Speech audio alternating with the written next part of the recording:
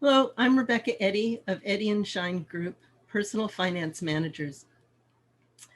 Figured I would tell you a story about the first person I worked with. She was my client for 28 years.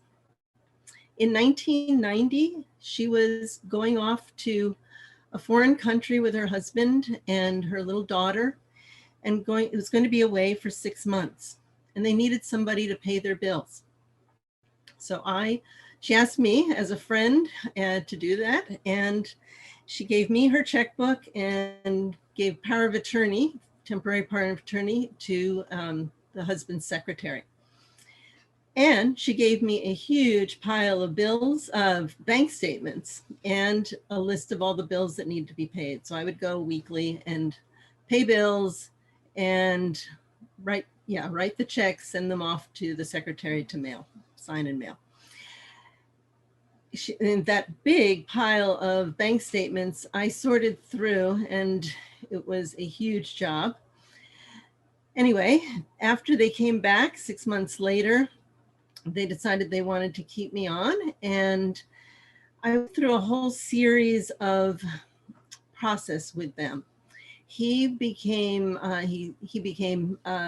retired. He retired, and so he went on Social Security and Medicare. She continued to be on private insurance. So I needed to help work with them on their private insurance and out-of-network expenses.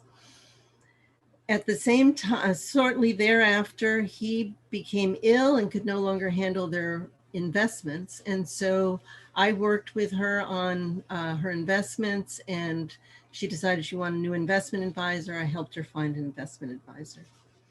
Later on, she needed to adopt her daughter, who was from a different country. I mean, she had already adopted the child, but she didn't have all the documents.